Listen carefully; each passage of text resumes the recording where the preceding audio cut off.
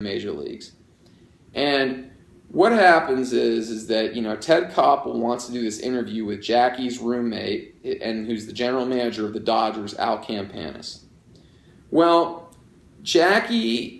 so they're interviewing Al Campanis, and Ted Koppel asks Al Campanis, he said, well, Al, why is it that you think that there aren't more black managers in baseball today?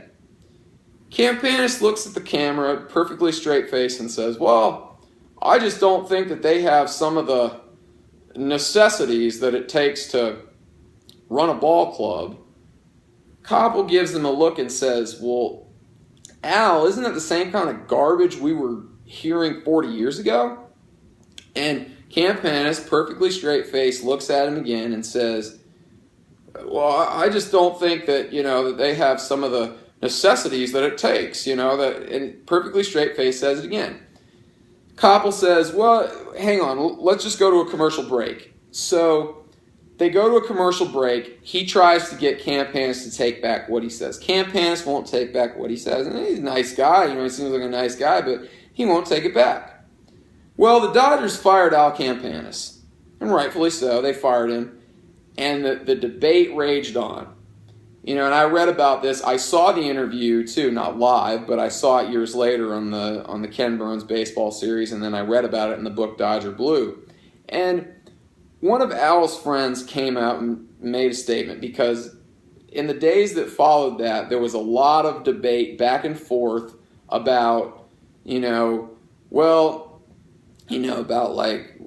was so racist, people started saying that, and then people were going back and they were like, well, I knew Al, he wasn't racist, he was so nice, he wasn't a racist person, and the debate went back and forth. And what Campanis' friend said, finally he issued a statement years later where he said, look, Al was not a maliciously racist person. He liked Jackie. They were friends, they were roommates together. The problem with Al was that he had read too many books that said that, black people couldn't swim because they weren't buoyant.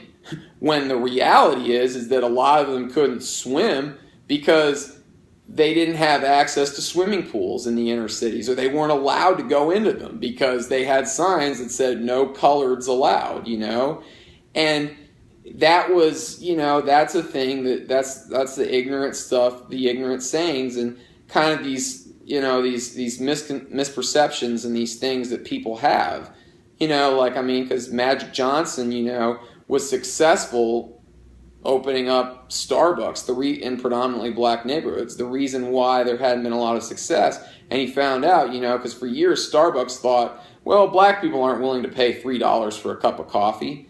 No, that wasn't the case. The reason why was that a lot of black people didn't particularly care to order scones. So Magic diversified the market and said, no, you know what? If we start selling different desserts at Starbucks, then, black people are more than willing to pay $3 for a cup of coffee. And sure enough, he opened up a bunch of Starbucks in predominantly black neighborhoods, and they were successful, and he's been successful. He opened up movie theaters in predominantly black neighborhoods.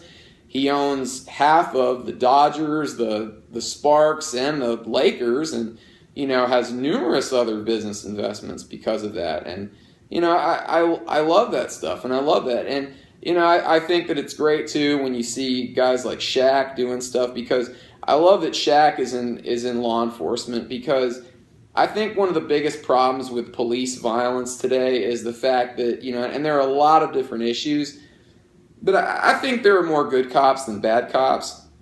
But I think one of the biggest problems is, again, it comes down to ignorance and stereotypes. I think that when a decent amount of cops, when they see black people in a lot of cases, they feel threatened because, there's the stereotype, and stereotypes exist because there's a degree of truth to them. They see black kids and they feel threatened. They feel threatened because they might be drugs, they might have guns on them, and sometimes they feel the need to preemptively act. And unfortunately, that's where some of the shootings happen. And, on the flip side of that, a lot of black, a lot of black people, you know, and poorer people or people period, feel very threatened by cops, and in some cases rightfully so, because there have been instances, and in some cases, unfortunately, there are instances of, you know, white police officers using their, you know, their position as police officers to abuse things. And, you know, it's one of those things where, you know, hey, you know, it's good. So I think that, you know, I think the Dallas police chief, you know, I thought it was a wonderful moment of solidarity when, you know, President Bush and President Obama and, you know, Laura Bush and Michelle Obama, I thought doing that together, I thought that was excellent, where they had, you know, like a moment of solidarity where they all stood together, and, you know, and I thought it was excellent that the African American, you know, police chief, you know, in Dallas talked about, you know, having more people sign up. And I think that, you know, the more female officers and the more, you know, the more black, you know, police officers there are, I think that's going to create a different, that'll be very helpful. That would be very helpful, because that would create a very different perception for young black males. And when they see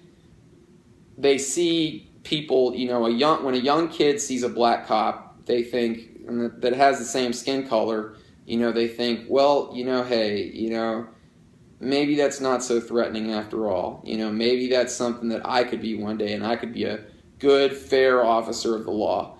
So, you know, and that's what's fantastic. And I think that, you know, there's work to be done. Great stuff has been done, but there's definitely work to be done. And we have to acknowledge this, you know, this infection that's popped. We have to clean it out. You know, that's basically what it is. And, you know, I think one of the biggest and best things you can do is just, you know, if you have black friends, or if you have, you know, Hispanic friends, any other color, you know, any other ethnic heritage, whatever, you know, take the time to get to know them on a personal level, you know, because they're not all the same. Don't just say, well, that's my black friend, I play football with him or something. Get the opportunity to know them, because the truth is that